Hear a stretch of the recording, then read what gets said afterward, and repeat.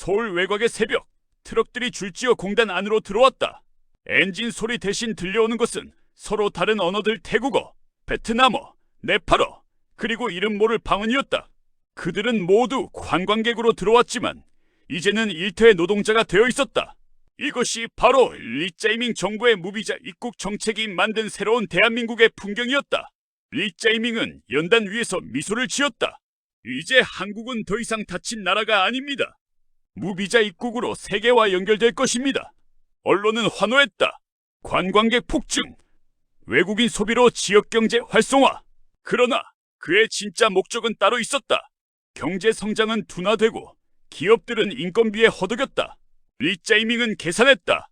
값싼 노동이 필요하다면 굳이 비자, 심사 따위로 그들을 막을 이유가 없다. 그리하여 관광이라는 이름 아래 노동의 문이 열렸다. 정부는 단속을 멈췄고 기업은 환호했다. 무비자 입국이 시작된 지 1년. 서울, 인천, 구미, 창원 곳곳의 공단에는 관광객 출신 근로자들이 넘쳐났다. 그들은 비자 없이도 일할 수 있었다. 아니, 일하지 않으면 생존이 불가능했기에 일할 수밖에 없었다. 식품 가공 공장에서는 낮에는 제품을 포장하고 밤에는 숙소로 돌아갔다. 한 방에 6명, 창문도 없는 공간이었다. 업주는 말했다. 이 사람들 덕분에 회사가 버텨요. 단속이 없으니 마음도 편하고.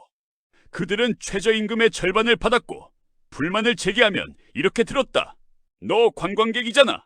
신고하면 바로 출국이야. 그 말 한마디에 누구도 목소리를 내지 못했다. 불법 노동이 늘어나자 시장은 즉각 반응했다. 편의점, 식당, 물류창고, 건설 현장까지 모든 곳에서 싼 인력이 들어왔다. 국내 노동자들은 일자리를 잃거나 임금이 깎였다. 아르바이트 구직자들은 하소연했다. 시급 9,000원이던 게 7,000원으로 내려갔어요. 사장님이 말하더라고요. 외국인들은 더 싸게 한다고. 이것은 단순한 경제 현상이 아니었다. 노동의 가치가 떨어지고 사람의 존엄이 가격표로 환산되는 시대가 시작된 것이다. 노동부는 침묵했고 법무부는 눈을 감았다. 불법 취업이 폭증해도 누구도 단속하지 않았다. 리짜이밍은 연설에서 이렇게 말했다. 그들은 우리 경제의 숨은 영웅입니다. 국경의 장벽보다 중요한 것은 사람의 연결입니다. 하지만 국민들은 물었다. 그 연결이 우리 일자리를 무너뜨린다면 그건 누구를 위한 연결인가요? 무비자 정책은 저임금 구조를 고착시켰다. 기업은 정규직을 줄이고 불법 체류자를 비공식 인력으로 활용했다. 정부는 실업률이 낮아졌다고 홍보했지만 실제로는 공식 통계에 잡히지 않는 노동자가 늘어났을 뿐이었다. 건설 현장에서 일하던 박 씨는 푸념했다. 예전엔 하루 15만 원 받았는데 지금은 10만 원이에요. 사장은 말 안 해도 알아요. 외국인 부르면 되니까라고. 이제 노동은 교체 가능한 부품이 되었다. 싸면 좋고 조용하면 더 좋았다. 중소기업들은 처음엔 무비자 노동자를 반겼다. 일손 부족 해결됐네. 하지만 곧 문제는 터졌다. 서류상 그들은 관광객이기에 정식 계약이 불가능했다. 보험도 안전보장도 없었다. 한 명이 다치면 업주는 이렇게 처리했다. 병원 가지 마. 출국해. 이 구조는 결국 기업의 부패를 키웠고 정직하게 세금 내는 기업은 오히려 경쟁에서 밀려났다. 공정한 경쟁 대신 편법이 이익이 되는 사회로 변한 것이다. 무비자 체류자 중 일부는 범죄 조직에 흡수되었다. 가짜 신분으로 일하며 불법 송금 대포통 전화 사기 등에 이용됐다. 단속이 어려웠다. 왜냐하면 그들은 이미 합법적으로 입국했기 때문이다. 출입국 관리소 직원이 말했다. 이름이 없어요. 기록이 없어요. 입국은 합법인데 체류는 불법이고 취업은 음성적이에요. 우린 그 경계 안에서 아무것도 못해요. 그렇게 제도는 스스로의 기능을 잃어갔다.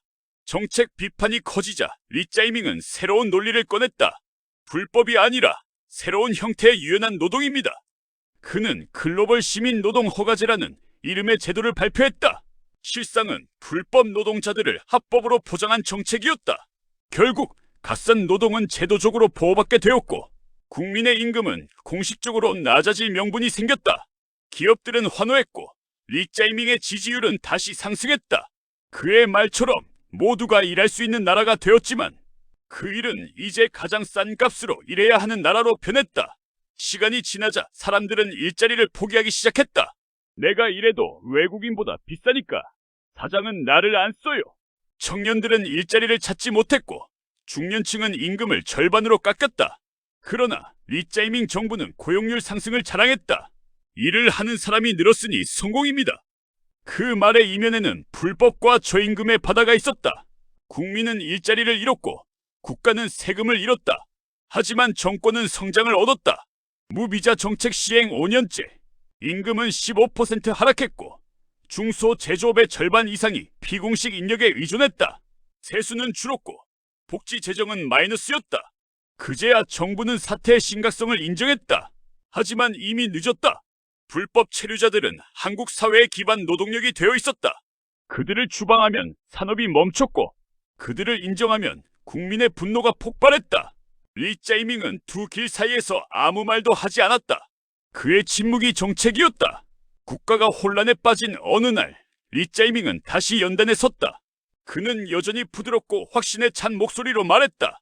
우린 자유를 얻었습니다. 사람의 가치는 국적이 아닌 노력으로 증명되는 시대입니다. 그러자 청년 한 명이 외쳤다. 노력의 대가가 절반으로 줄었는데 그게 자유입니까? 순간 연단 아래에서 침묵이 흘렀다. 그날 이후로 사람들은 깨달았다. 무비자는 자유가 아니라 노동의 가격을 무너뜨리는 열쇠였음을. 한국은 값싼 노동을 얻었지만 공정한 경쟁을 잃었다. 외국인은 희생됐고 국민은 불안해졌다. 모두가 피해자였지만 그 속에서 웃은 사람은 단 한 명 리짜이밍뿐이었다. 그는 말했다. 국경이 열린 나라에선 모두가 평등하다. 하지만 현실은 달랐다. 평등한 것은 가난뿐이었다. 무비자 정책은 노동 유입을 쉽게 만들어 불법 취업을 폭발적으로 증가시켰다. 값싼 외국인 노동력은 국내 임금 하락과 노동시장 왜곡을 초래했다. 리짜이밍은 자유와 인권을 내세웠지만 실제로는 통제 가능한 저임금 사회를 구축했다. 결국 무비자 사회는 열린 세계가 아니라 닫힌 미래를 만들었다.